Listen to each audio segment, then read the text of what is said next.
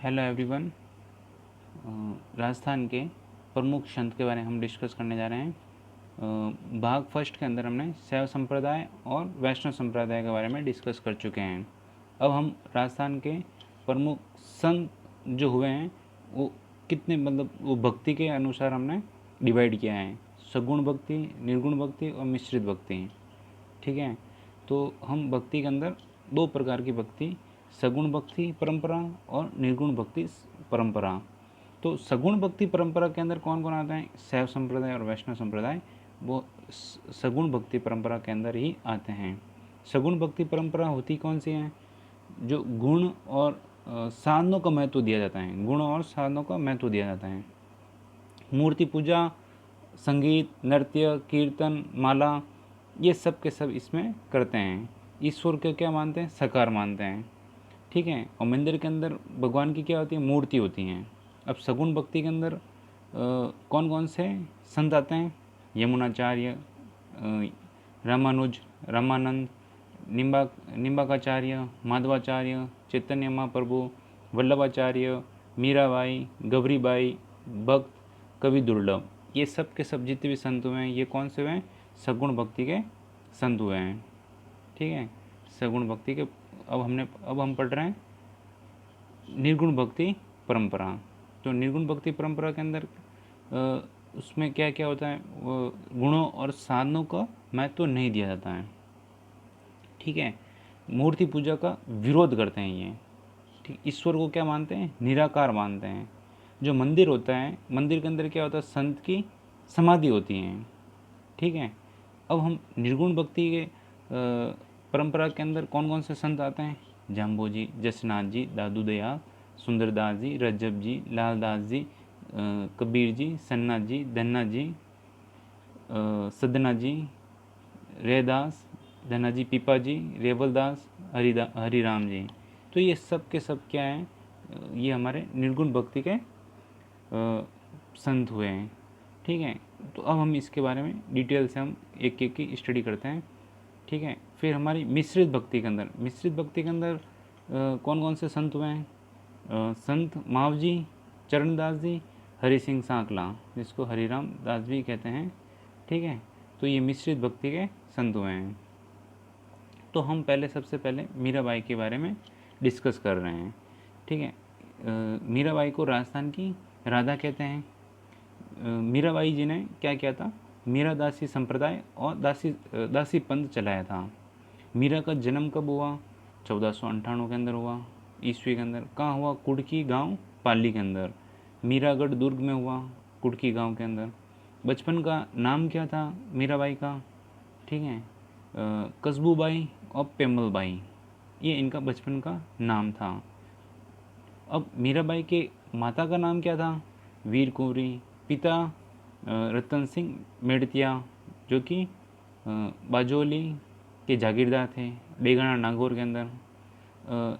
जो मीराबाई के दादा का नाम राव दूधा था, मेड़ता के शासक हुए थे मतलब वो। और जो गुरु थे, बचपन के गुरु तो पंडित गजाधर के पास रहकर इन्होंने शिक्षा धारण की। और जो गुरु, जो आध्यात्मिक गुरु जो माने जाते हैं वो है रैदास और रविदास। जो पति थे, मीरा जी के पति थे, वो थे भोजराज, जो राणा सांगा के पुत्र थे। भोजराज मेवाड़ के शासक। ठीक है, फिर हुआ क्या? ये हमारे रतन सिंह और वीर कुंवरी, ये है जो मीरा के माता पिता हैं। तो इन्होंने मीरा को मीरागढ़ दुर्ग, इनका जन्म हुआ था कुड़की गांव के अंदर, पाली के अंदर। तो वो अपनी बेटी को, मीरा को, अपने पिताजी के पास, यानी मीरा के दादा के पास, राव दूधा के पास, ये लेके आ गए यहाँ। ठीक है, नागौर मेड़ता के अंदर। और इनका जो लालन पालन, मेड़ता का जो बचपन बीता, वो मीराबाई का मेड़ता के अंदर बीता। ठीक है, तो दादूगढ़ दुर्ग के अंदर इनका बचपन बीता। ठीक है, तो यहाँ चतुर्भुजनाथ मंदिर और कृष्ण मंदिर, यहाँ बैठकर मीरा भक्ति किया करती थी। यहाँ भक्ति इनको बचपन में पंडित जो पुजारी थे, मतलब पंडित गजाधर इन्होंने कृष्ण भक्ति के बारे में इन्होंने ज्ञान दिया। ठीक है। फिर गजाधर इन्होंने क्या किया, जो चित्तौड़गढ़ के दूर के जो राजा भोज थे उनका इससे विवाह करवा दिया। तो विवाह इनका कब हुआ, मीराबाई का 1516 के अंदर हुआ। पंडित जो गजाधर थे ये भी मीरा के साथ चित्तौड़ दुर्ग आए मतलब। ठीक है। फिर क्या है कि चित्तौड़ दुर्ग के अंदर क्या थे, राणा सांगा थे। उनके बेटा कौन था सबसे बड़ा, रतन सिंह। दूसरा भोजराज, भोजराज के साथ मीराजा का विवाह हुआ था विक्रमादित्य और उदय सिंह। ठीक है। तो भोजराज जी की मृत्यु कब हुई, देहांत हो गया 1523 के अंदर। घायल कब हुए थे, ये हुए थे 1517 के अंदर। हुआ क्या था, राणा सांगा और इब्राहिम लोदी के बीच में युद्ध हुआ था। ठीक है। खतौली का युद्ध 1517 के अंदर ये घायल हो गए थे। बांडी का युद्ध भी हुआ था राणा सांगा और इब्राहिम लोदी के बीच में। फिर हम बात कर रहे हैं चित्तौड़ दुर्ग की। चित्तौड़ दुर्ग के अंदर क्या है, मीरा का एक मंदिर है मतलब, जहाँ मीरा यहाँ बैठकर भगवान कृष्ण की भक्ति किया करती थी। भोजराज का देहांत 1523 में हो गया। तो कृष्ण मंदिर और मीरा मंदिर इसको कहते हैं, मतलब इसका निर्माण किसने कराया, राणा सांगा ने कराया था। ठीक है। यहाँ मीरा बैठ कर क्या करती थी, कृष्ण भक्ति किया करती थी। ये कहाँ है, चित्तौड़गढ़ दुर्ग के अंदर मीरा मंदिर है। फिर खानवा का युद्ध के अंदर बाबर और राणा सांगा के बीच में युद्ध हुआ था, जिसमें मेड़ता से रतन सिंह मेड़तिया वीरगति को प्राप्त हुए। राणा सांगा का देहांत कब हुआ, 30 जनवरी 1528 के दिन हो गया था। ठीक है। अब हम बात करें चित्तौड़ दुर्ग के अंदर। अब चित्तौड़ दुर्ग के अंदर मीरा के साथ बहुत ज़्यादा अत्याचार करते थे कौन, रतन सिंह और विक्रमादित्य। तो मीरा ने मतलब संत रैदास और रविदास इनके आध्यात्मिक गुरु थे। मीराबाई के बुलाने पर ये चित्तौड़ आए थे। ठीक है, चित्तौड़ दुर्ग आए थे ये। और इनकी छतरी कहाँ है, संत रैदास और रविदास की, चित्तौड़गढ़ दुर्ग के अंदर हैं। ठीक है। तो फिर मीरा के ऊपर इनका अत्याचार विक्रमादित्य और रतन सिंह का बढ़ता जा रहा था। तब तुलसीदास जी या तानसेन, इनकी सलाह पर मीराबाई ने चित्तौड़ दुर्ग का त्याग दिया। ठीक है। ये हमारा चित्तौड़ दुर्ग ये त्याग के चले गए मतलब। अब मीराबाई चित्तौड़ दुर्ग को छोड़कर कहाँ चले गए, वृंदावन चले गए। किनके पास गए, जीव रूप गोस्वामी और वल्लभाचार्य के पास। यहाँ के जो पीठाधीश कौन थे, वल्लभाचार्य। फिर मीराबाई यहाँ से भी वृंदावन से छोड़कर कहाँ आ गए, द्वारका आ गए, गुजरात। रणछोड़ राय का ये मंदिर था। मीरा का अंतिम समय यहीं बीता, कहाँ, द्वारका गुजरात में। 1546 में इस मंदिर की भगवान कृष्ण मूर्ति में समा गई मतलब। ठीक है। यहाँ मतलब मीरा यहाँ समा गई। अब मीराबाई जो है एक वापिस इसका डिटेल में वापस स्टडी कर लेते हैं। मीराबाई का जन्म कब हुआ था, 1498 के अंदर हुआ। और इनका अंतिम समय मतलब मृत्यु कब हुई, 1546 के अंदर, 1546 के अंदर। मीराबाई का लालन पालन मेड़ता के राव दुदा के सानिध्य में हुआ। विवाह 1516 के अंदर भोजराज के साथ हुआ। पंडित गजाधर मीराबाई के विवाह के बाद मीराबाई के साथ चित्तौड़ दुर्ग चले गए। बचपन का के गुरु कौन थे, पंडित गजाधर थे। मीरा को संगीत, नृत्य तथा अक्षरों की शिक्षा इन्होंने दी। भोजराज ने गजाधर को 2 जागीरें भेंट की थी। कौन कौन से, मांडल की जागीर और पूर की जागीर भीलवाड़ा। फिर मीरा ने तुलसीदास जी की सलाह पर चित्तौड़ दुर्ग का त्याग कर वृंदावन चली गई। फिर मीराबाई का अंतिम समय कहाँ बीता, द्वारका गुजरात में बीता। मीराबाई की भक्ति का भाव कैसा था, माधुर्य भाव, दाम्पत्य भाव, ये इनका भाव था मीराबाई का। और मीराबाई ने कौन से संप्रदाय की स्थापना की, मीरा दासी और दासी पंथ की संप्रदाय की स्थापना की। राजस्थान में मीराबाई के प्रमुख मंदिर हैं। प्रमुख मंदिर कौन कौन से हैं मीराबाई के, मीराबाई का प्रमुख मंदिर है। एक तो मंदिर है चित्तौड़गढ़ दुर्ग के अंदर, 4 भुजानाथ मंदिर जो मीराबाई ये हैं मेड़ता सिटी नागौर के अंदर, और फिर जगत शिरोमणि लाल जी और या मीरा मंदिर भी कहते हैं, लाल मंदिर भी कहते हैं इसको, और मीरा मंदिर भी कहते हैं, ये कहाँ आमेर दुर्ग के अंदर हैं।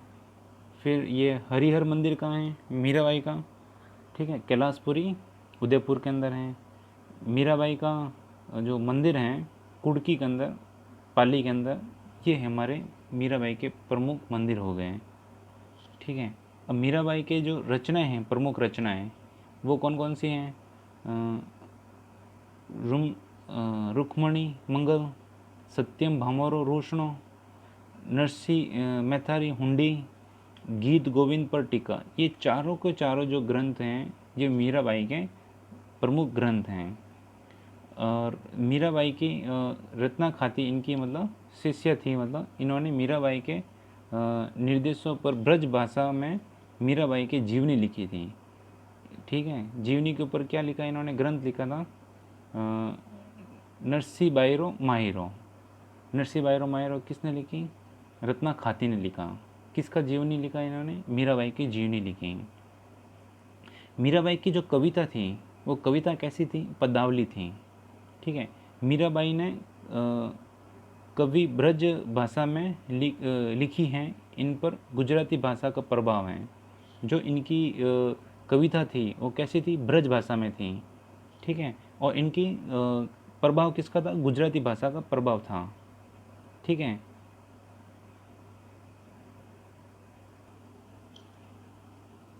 अब हम गौरीबाई के बारे में डिस्कस कर रहे हैं। तो गौरीबाई को क्या कहते हैं? वागड़ की मीरा कहते हैं। गौरीबाई का जन्म कब हुआ? डूंगरपुर जिले में एक ब्राह्मण परिवार में हुआ। गौरीबाई को बाल्य अवस्था में क्या हो गई थी? विधवा हो गई। बाद में भगवान कृष्ण की मूर्ति को अपना पति के रूप में पूजा की इन्होंने।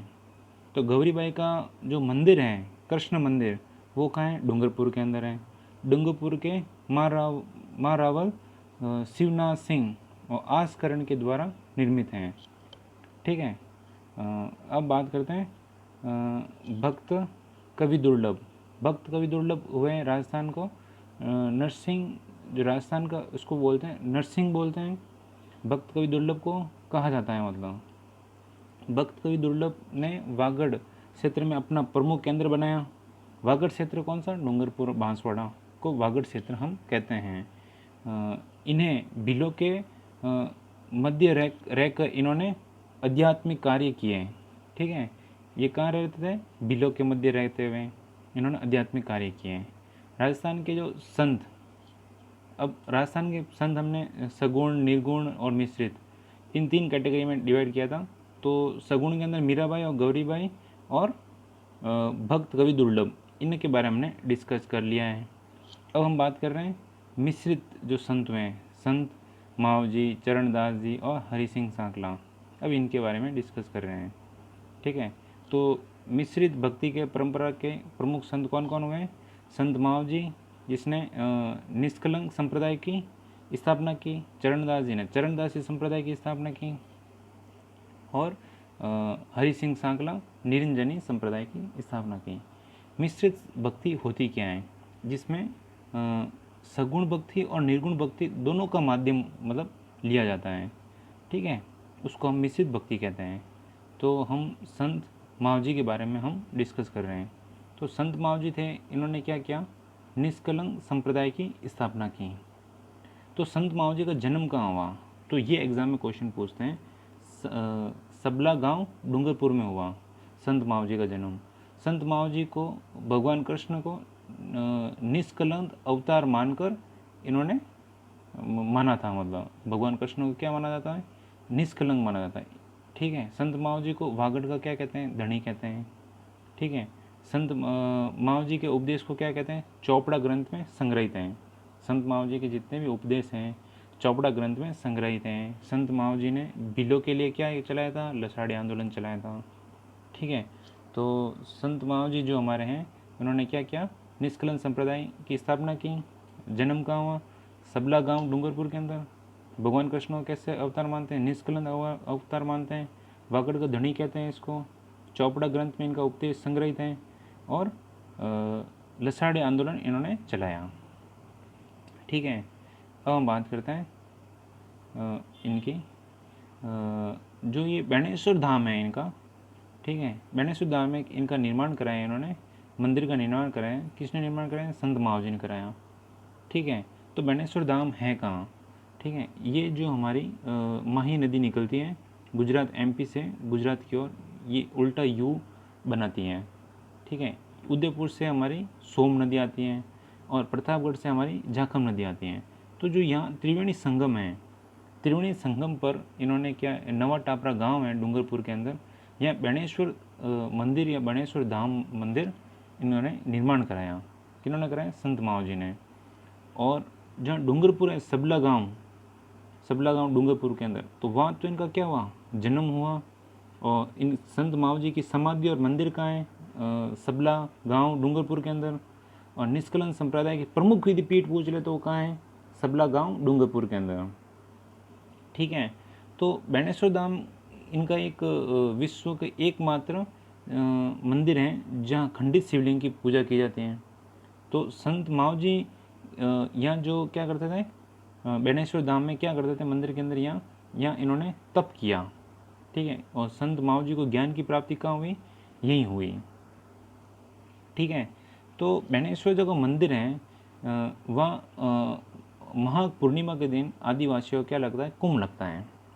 ठीक है, तो ये हम संत महावजी के बारे में हमने पढ़ लिया।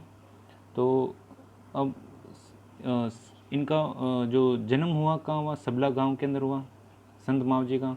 इनकी समाधि कहाँ है? सबला गांव के अंदर है। इनका मंदिर कहाँ है? सबला गांव के अंदर है, डूंगरपुर के अंदर। और निष्कलंक संप्रदाय की प्रमुख पीठ कहाँ है? यहाँ है, सबला गांव डूंगरपुर के अंदर। तो ये संत महावजी का सबला गांव से रिलेटेड जो जो इम्पोर्टेंट पॉइंट थे वो हमने डिस्कस कर लिया। अब नवा टापरा डूंगरपुर के अंदर क्या है? संत महावजी ने बेणेश्वर धाम का निर्माण करवा कर यहाँ खंडित शिवलिंग की मूर्ति की स्थापना की। संत महावजी ने यहाँ क्या किया? तपस्या की।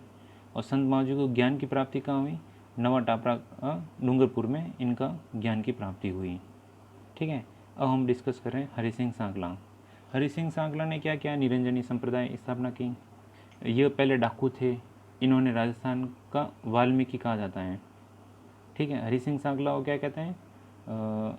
जो ये पहले डाकू हुआ करते थे, तो फिर ये मतलब हड़बू जी के सांकला के संपर्क में आने के कारण इन्होंने क्या लिया? संन्यास धारण किया। इसलिए इन्होंने राजस्थान का वाल्मीकि कहा जाता है। जो इनका जन्म है, जन्म कहाँ हुआ?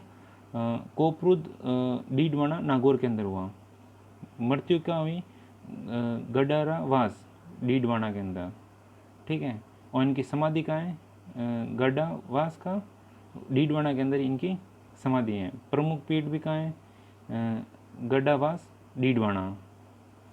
इन्होंने हड़बूजी सांकला से प्रेरित होकर सन्यासी बने तथा अपना नाम हरिराम दास रख दिया। इनके उपदेश हैं हरिपुरुष जी रिवाणी नामक ग्रंथ में संग्रहित हैं। जो इनके उपदेश हैं, ये इंपॉर्टेंट क्वेश्चन है। हरिपुरुष जी की वाणी के इनके अंदर जो भी उपदेश थे इनके ग्रंथ के अंदर संग्रहित हैं। अब हम बात कर रहे हैं चरणदास जी।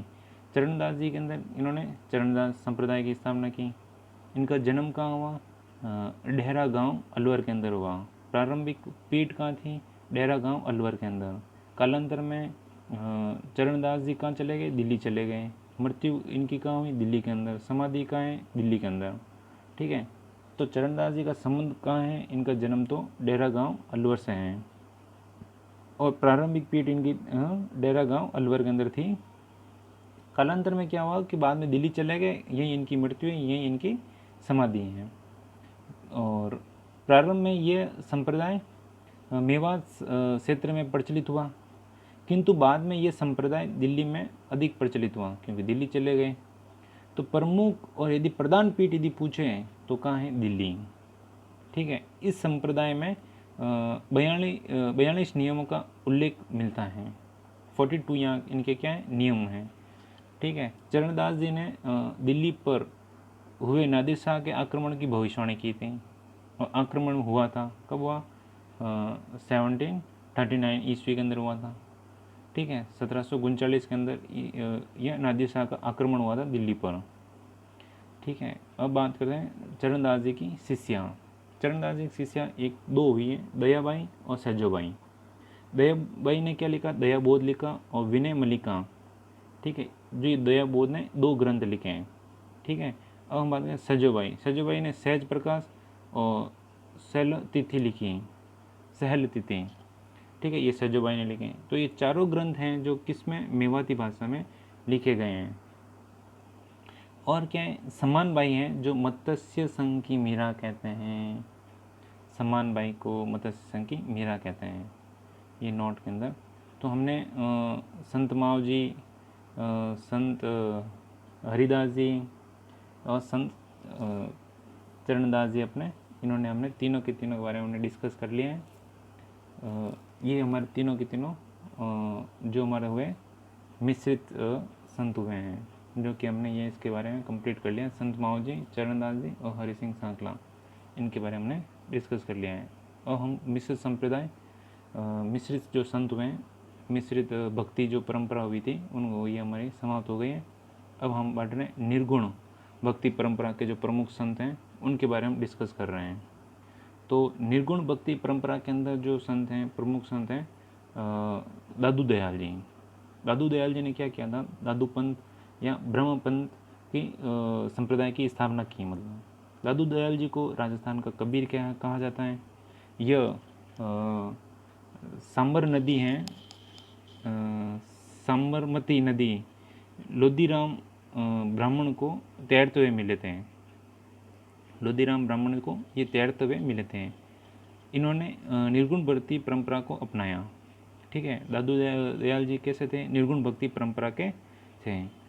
अब इन्होंने क्या किया? जो भगवान दास जी थे, या भगवंत दास के कहने पर क्या आए? फतेहपुर सीकरी में आए। ठीक है, फतेहपुर सीकरी में दादू दयाल का और अकबर से क्या हुई? मुलाकात हुई। कहाँ हुई? फतेहपुर। पहली मुलाकात कहाँ हुई? फतेहपुर सीकरी के अंदर। फिर दादू दयाल जी और अकबर के साथ इन्होंने 40 दिन तक सत्संग किया। ठीक है, तो 40 दिन तक सत्संग किया। और फिर दूसरी बार कहाँ आए? आमेर के अंदर। आमेर के अंदर इन्होंने फतेहपुर सीकरी के अंदर तो पहली मुलाकात हुई, फिर दूसरी मुलाकात आमेर के अंदर इनकी हुई थी। ठीक है, तो ये इनका जो सहयोग माना जाता है वो भगवान दास जी को माना जाता है।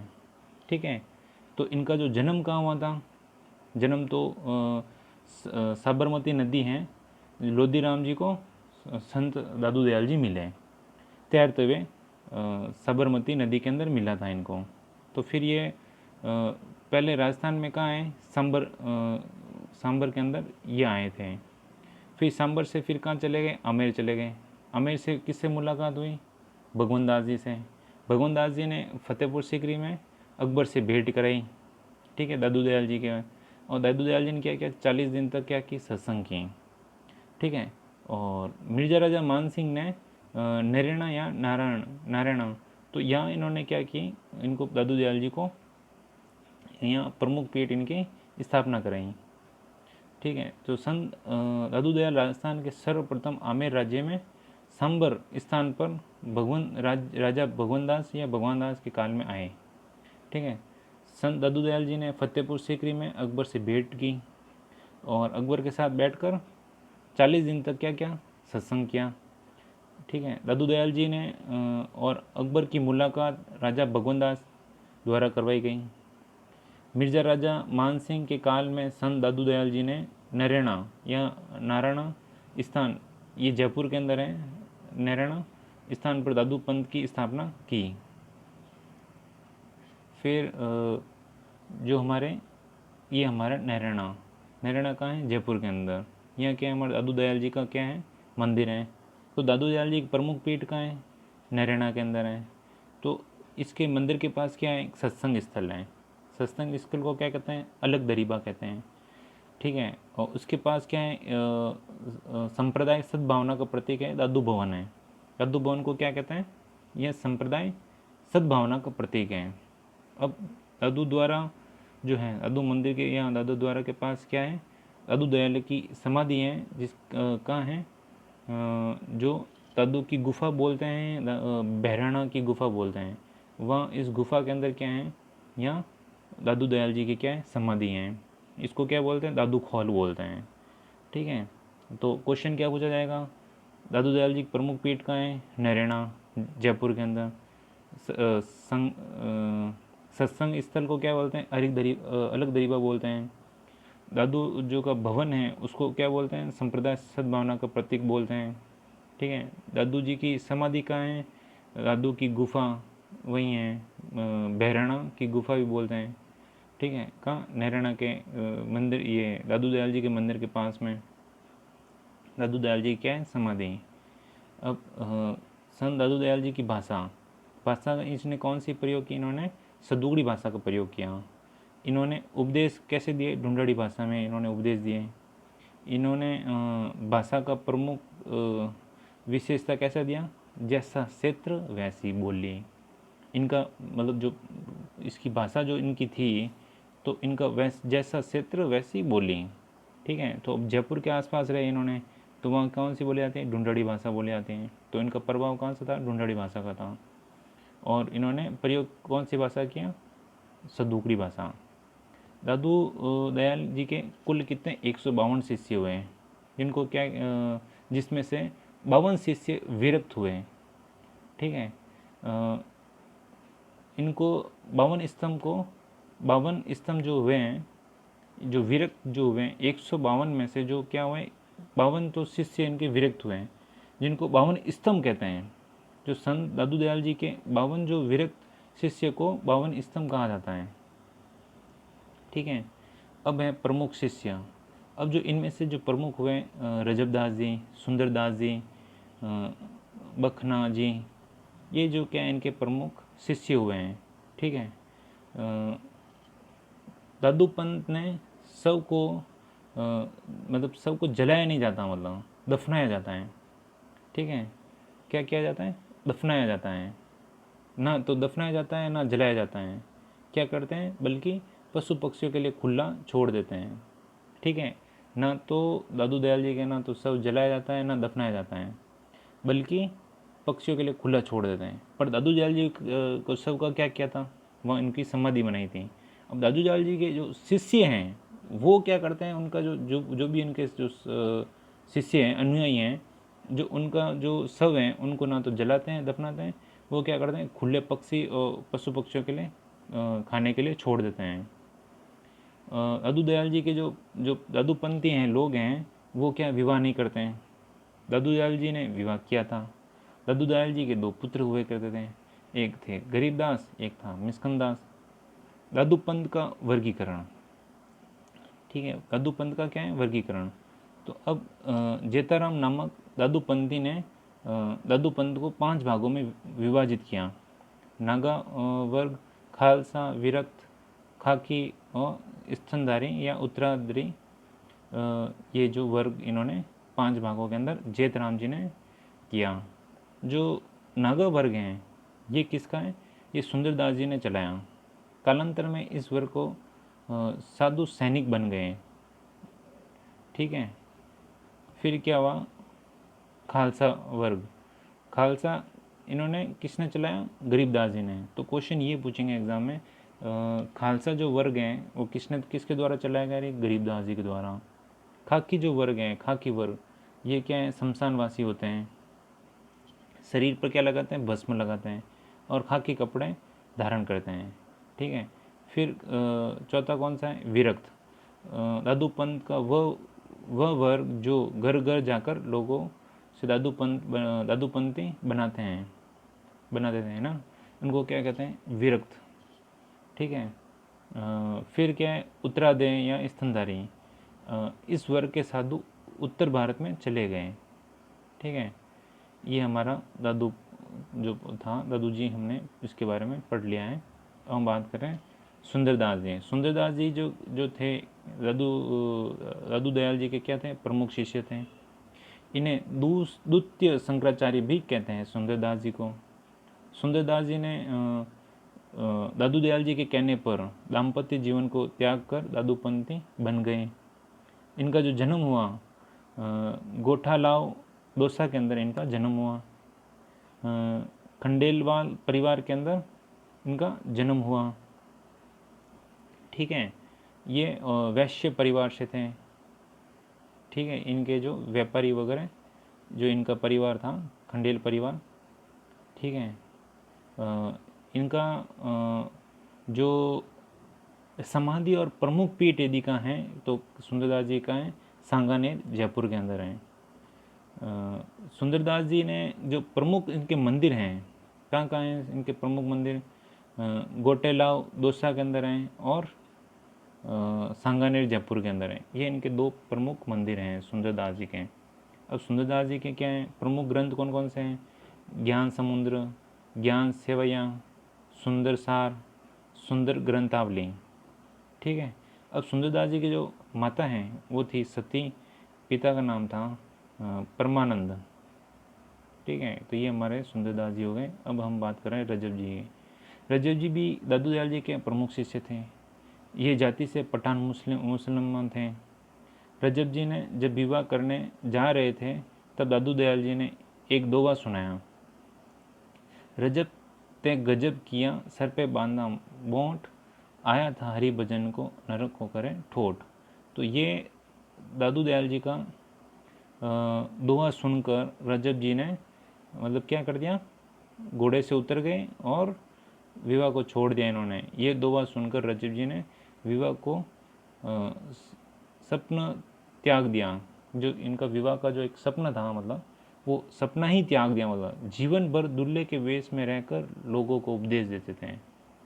ठीक है, इनकी समाधि और प्रमुख पीठ कहाँ है? सांगानेर के अंदर। रजबदास जी के उपदेश को क्या बोलते हैं? रजब वाणी तथा श्रृंगी नामक ग्रंथ में संग्रहित हैं। ठीक है, तो ये हमारे रजब जी हो गए। अब हम बात करें विष्णु संप्रदाय। विष्णु संप्रदाय के प्रतिपादक किसने किया? जाम्बू जी ने किया। जाम्बू जी का जन्म कब हुआ? ये इम्पोर्टेंट है, ये एग्जाम में क्वेश्चन पूछते हैं। 1451 ईस्वी में हुआ। भाद्रपद कृष्ण अष्टमी के इनके दिन इनका जन्म हुआ।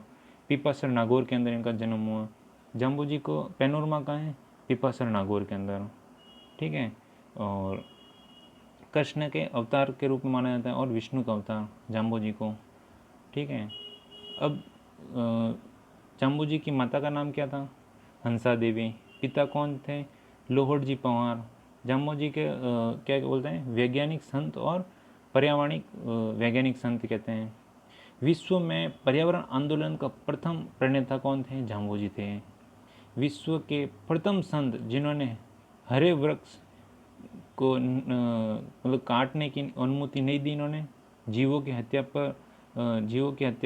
ना करने का उपदेश दिया इन्होंने कि हरे वृक्ष को नहीं काटा जाए। ठीक है, और जीवों की हत्या नहीं की जाए, ऐसा इन्होंने उपदेश दिया जाम्बू जी ने। जाम्बू जी ने विष्णु संप्रदाय का प्रतिपादन किया। इनका जो मूल नाम था ये था धनराज। ठीक है, जाम्बू जी का मूल नाम क्या था? धनराज। ठीक है, अब हम बात करते हैं मुकाम तालवा। मुकाम तालवा तो क्या है? जाम्बू जी क्या है? समाधि। और पीपासर नागौर के अंदर क्या हुआ? इनका जाम्बू जी का जन्म हुआ 1451 ईस्वी में। जाम्बू जी का पैनोरमा का नाम है पीपासर नागौर के अंदर। ठीक है, अब हम बात करते हैं बीकानेर का। बीकानेर के अंदर क्या है? मुकाम तालवा। मुकाम तालवा में जाम्बू जी क्या है? समाधि।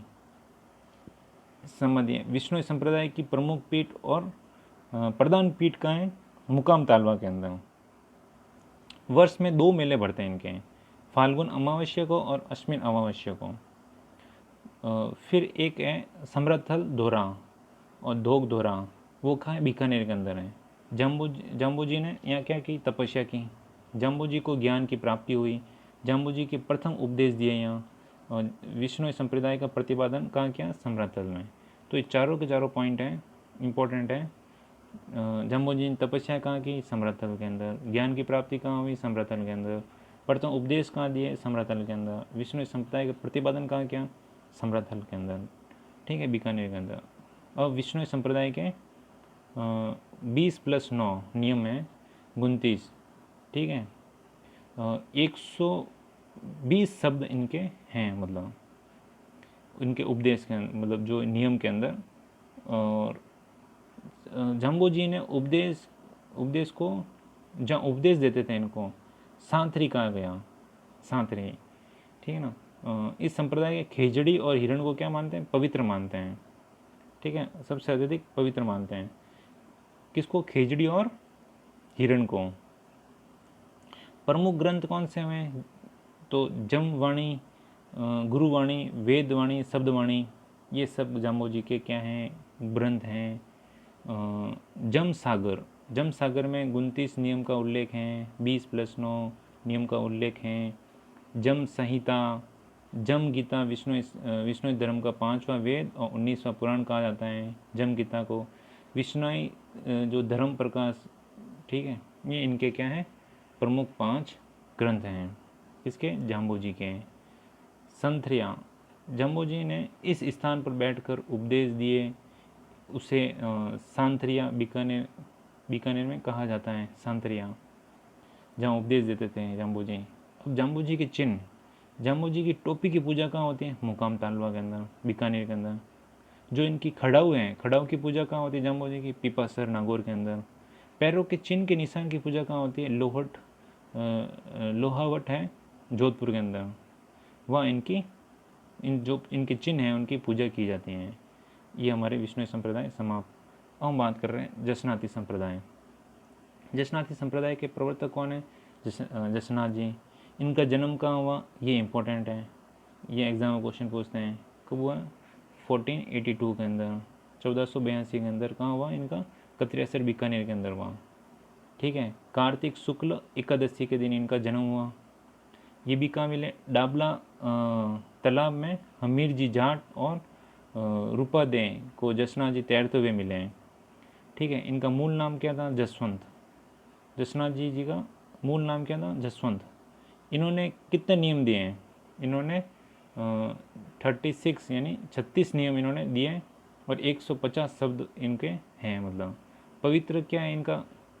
जैसे जसनाथ जी इनके पवित्र किन किन को मानते हैं? ऊन का धागा, मोर पंख, जाल के वृक्ष, ये इनको पवित्र मानते हैं। जैसे विष्णु संप्रदाय के अंदर क्या मानते हैं? खेजड़ी और हिरण को पवित्र मानते हैं।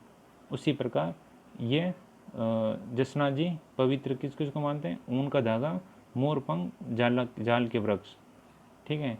इस संप्रदाय में सबसे तीनों, ये इन तीनों को क्या मानते हैं? पवित्र मानते हैं, सबसे ज़्यादा पवित्र मानते हैं। अब हम बात करें जसनाथ जी का जो कत्रियासर हैं, इनकी क्या है? कत्रियासर में तो समाधि है और जसनाथ जी के प्रमुख पीठ हैं, ठीक है। तो यहाँ गोरखमालिया कत्रियासर के अंदर है। इस स्थान पर क्या करते थे? जसनाथ जी ने अपने गुरु गोरखनाथ जी ने, मतलब इनके जो अपने गुरु थे, इसी स्थान पर बैठ के जसनाथ जी क्या की थी? तपस्या की थी। यहाँ 12 वर्ष तक कठोर तप किया था इन्होंने। जो इनके गुरु कौन थे? गुरु थे गोरखनाथ जी, इसलिए इनको गोरखमालिया कहा गया। कत्रियासर के अंदर है। कत्रियासर कहाँ? बीकानेर के अंदर। फिर इन्होंने इनकी समाधि कहाँ है? कत्रियासर के अंदर। जसनाथ जी की प्रमुख पीठ कहाँ है इनकी? यही है, कहाँ? कत्रियासर के अंदर जसनाथ जी की प्रमुख पीठ। राजस्थान में यदि सबसे कम उम्र की समाधि लेने वाले कोई संत यदि, तो वो कौन है? जसनाथ जी। 24 वर्ष की आयु के अंदर इन्होंने जीवित समाधि ले ली थी, ठीक है। अब कत्रियासर के अंदर क्या है? अग्नि नृत्य, जसनाती नृत्य या जाटों का नृत्य या अंगारा नृत्य, ये कहाँ है? कत्रियासर के अंदर है। जब अग्नि नृत्य करते हैं कत्रियासर के अंदर, जो फतेह फतेह का उच्चारण के साथ ये जसनाथ जी के आराधना में किया जाने वाला नृत्य है, अग्नि नृत्य, ठीक है। तो ये हम बात कर रहे हैं। अब इनके जो प्रमुख जो संत हुए हैं, जसनाथ जी संप्रदाय के जो प्रमुख संत हुए हैं, वो कौन कौन से हुए? लालनाथ जी, चौखंडनाथ जी और सबई राम। ये जसनाथी संप्रदाय के क्या हैं? प्रमुख संत हुए हैं। हारोजी और जियो जी, ये जसनाथ जी के प्रारंभिक अनुयायी थे। सबसे प्रारंभिक अनुयायी कौन थे? हारोजी और जियोजी ये इनके क्या थे, प्रारंभिक अनुयायी थे। जसनाथ जी ने लोहा पांगल नामक तांत्रिक को अभिमान, इसका जो अभिमान था, उसका घमंड था, उसको नष्ट करके उसे ज्ञान की प्राप्ति कर उसको उपदेश दिए हैं।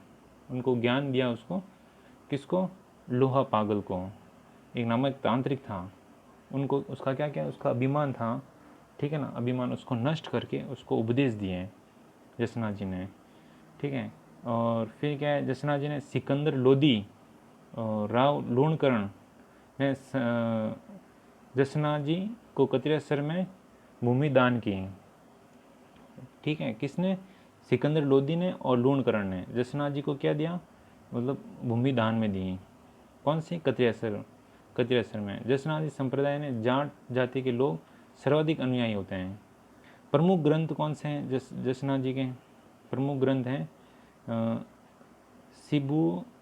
सिबुदड़ा इनका क्या है, प्रमुख ग्रंथ हैं। कोठड़ा इनका क्या है, प्रमुख ग्रंथ हैं। इसी के साथ हमारा जसनाथ संप्रदाय खत्म हुआ। अब हम पढ़ रहे हैं गुद्दड़ संप्रदाय। गुद्दड़ संप्रदाय के प्रवर्तक कौन हुए, संत रामदास जी।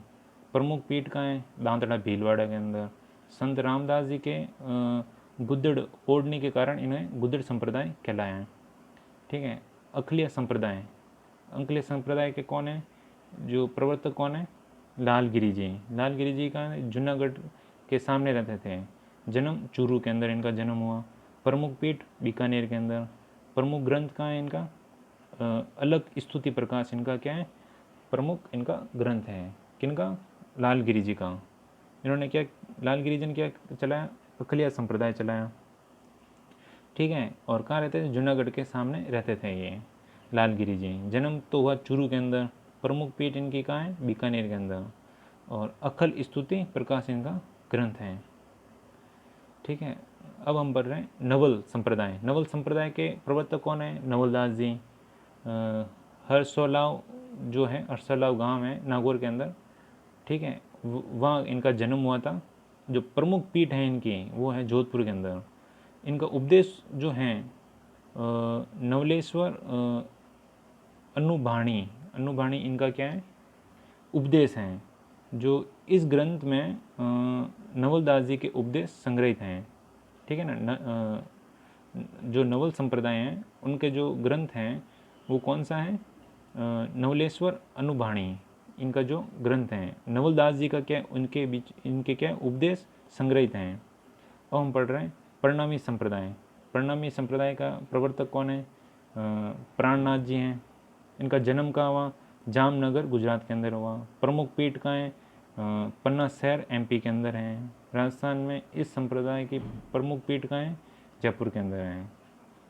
इनका जन्म तो कहाँ हुआ, जामनगर गुजरात के अंदर हुआ।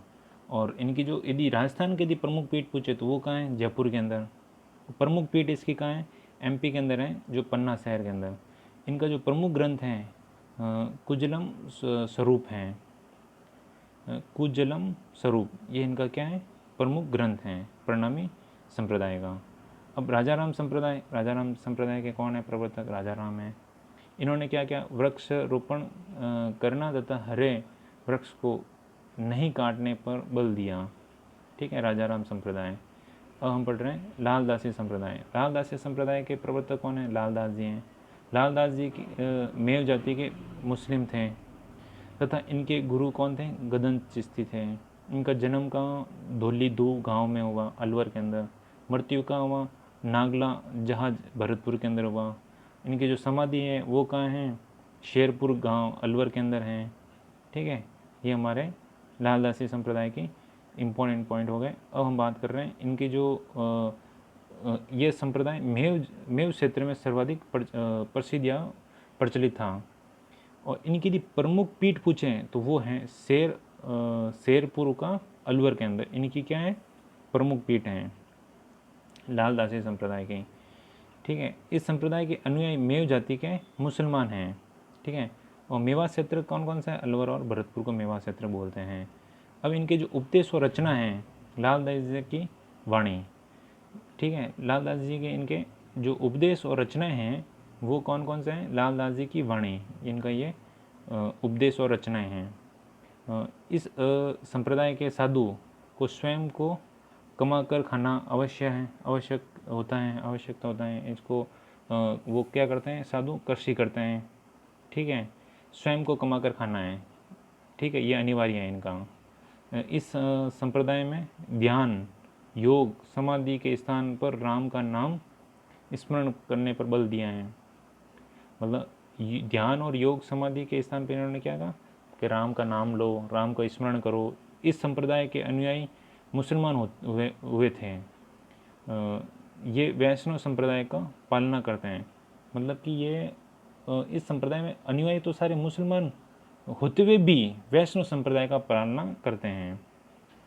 ये इसमें इम्पोर्टेंट बात है। ये इस संप्रदाय में विकसित होने के लिए व्यक्ति को बाल काटे जाते हैं, जूतों की माला पहनाए जाते हैं, मुंह को काला किया जाता है और गद्दे पे बैठा कर क्या करते हैं, पूरे शहर के अंदर घुमाते हैं, ठीक है ना, पूरे शहर या गांव के अंदर घुमाते हैं और अंत में क्या पिलाते हैं, शराब पिलाया जाता है, शराब नहीं शरबत पिलाया जाता है अंत में। फिर ये उनके अनुयायी बन जाते हैं, ठीक है। ये हमारा संप्रदाय हो गया लालदासी संप्रदाय, ठीक है। अब हम पढ़ रहे हैं राम स्नेही संप्रदाय। राम स्नेही संप्रदाय के क्या हुआ, जो प्रवर्तक हैं वो कौन थे, रामचरण जी हैं। उनका जन्म कब हुआ, 1720 के अंदर हुआ, सोठा गांव टोंक के अंदर हुआ। माता कौन थे, दाऊद जी देवी थे माता का नाम। पिता का नाम क्या था, बख्ताराम विजय वर्गीय इनका जो नाम था पिताजी का। इनका जन्म क्या हुआ था, वैश्य परिवार में हुआ था, ठीक है। 17 वर्ष की आयु में इन्होंने क्या की, कठोर तपस्या करने का प्रारंभ कर दिए, मतलब, ठीक है। 17 वर्ष की आयु में इन्होंने कठोर तपस्या प्रारंभ कर दी। इनका बचपन का नाम क्या था, रामकिशन नाम था या रामकृष्ण जी थे। गुरु कौन थे, कृपाराम जी, जो कि गुर्जर संत के संत हैं, मतलब गुर्जर संप्रदाय के संत हैं कृपाराम जी, ठीक है। इस संप्रदाय के भगवान राम की भक्ति निर्गुण भाव से रूप में की जाती हैं, इसलिए इसको राम से नहीं कहलाया गया। मतलब भगवान राम की क्या करते हैं, भक्ति करते हैं। कैसे करते हैं, निर्गुण भाव से स्नेह के रूप में की जाती हैं, अतः इसे राम स्नेह संप्रदाय कहलाए हैं, ठीक है। अब बात कर रहे हैं राम स्नेह संप्रदाय की 4 प्रमुख शाखाएं हैं। पहली शाखा है शाहपुरा शाखा है, जो भीलवाड़ा के अंदर है, जो किसने चलाई, वहाँ का जो रामचरण जी ने इनकी स्थापना करी थी। जो दूसरा है रैण शाखा, जो दरियाई शाखा है नागौर के अंदर, इन्होंने किसने की, दरियाव जी ने की थी। खेड़ापा शाखा जोधपुर के अंदर है, तो रामदास जी ने की थी। सियाथल शाखा है जो बीकानेर हरिराम जी के इन्होंने स्थापना की थी। तो ये चारों शाखाओं का नाम याद रखना है, ये क्वेश्चन इंपॉर्टेंट है, ये एग्ज़ाम में आते हैं। ये शाहपुरा शाखा का किसने स्थापना की, वहाँ रामचरण जी ने। रैण शाखा या दरियाई शाखा किसने, दरियाव जी ने। खेड़ापा के अंदर रामदास जी ने और सियाथल हरिराम जी ने, ठीक है। तो अब हम बात कर रहे हैं शाहपुरा शाखा। शाहपुरा भीलवाड़ा के अंदर राम स्नेह की ये प्रमुख पीठ और प्रधान पीठ हैं। स्थापना किसने की, रामचरण जी ने, ठीक है। तो अब ये है शाहपुरा भीलवाड़ा के अंदर क्या है, रामद्वारा है। जो इनका जो मंदिर को क्या बोलते हैं, रामद्वारा, ठीक है। राम निवास धाम भी बोलते हैं। संत चरण जी की यहाँ क्या है, समाधि हैं। जो रामद्वारा जो हैं शाहपुरा भीलवाड़ा के अंदर, यहाँ इनकी क्या है, समाधि हैं। किसकी, संत रामचरण जी की समाधि हैं। जो प्रमुख मेला कब लगता है, फूल डोल महोत्सव इनका प्रमुख मेला लगता है चैत्र कृष्ण प्रतिपदा व द्वितीय के टाइम, ठीक है। अब हम दूसरी शाखा के बारे में बात करें, जो दरियाई शाखा या रैण शाखा है। ये कहाँ है, रैण मेड़ता सिटी नागौर के अंदर, ठीक है। संस्थापक कौन है, दरियाव जी। जन्म कब हुआ था इनका, 1676 में ईस्वी के अंदर जैतारण पाली में इनका जन्म हुआ, ठीक है। कृष्ण अष्टमी थी, जिनका जन्माष्टमी के दिन इनका जन्म हुआ है। कृष्ण जन्माष्टमी के दिन इनका जन्म हुआ है, ठीक है, दरियाव जी का। और समाधि इन्होंने चैत्र पूर्णिमा के दिन इनकी समाधि, यहाँ प्रतिवर्ष चैत्र पूर्णिमा इनको विशाल मेला पड़ता है, क्यों मिलना पड़ता है? इन्होंने समाधि कब ली थी? चैत्र पूर्णिमा के दिन। दरियाव जी ने मोक्ष प्राप्ति का साधन क्या बताया? राम का नाम स्मरण, ठीक है ना। राम का मतलब राम, म मतलब मोहम्मद। तो दरियाव जी जो थे संप्रदाय सद्भावना को आधारित उपदेश दिए मतलब। फिर हम तीसरी बात करते हैं खेड़ापा शाखा। खेड़ापा शाखा कहाँ है? जोधपुर के अंदर है। संस्थापक कौन है? रामदास जी हैं खेड़ापा शाखा के, ठीक है। अब चौथी बात करें सिंहथल शाखा, जो कि कहाँ है? सिंहथल बीकानेर के अंदर है। इनका जो संस्थापक कौन है? हरिराम जी हैं, ठीक है। कौन है? हरिराम जी। और यदि पूछ ले जयमल दास जी का संबंध किस संप्रदाय से है, तो वह राम से नहीं संप्रदाय से इनका संबंध है। इसी के साथ हमारे जितने भी संत संप्रदाय हैं समाप्त हो गए। Thank you.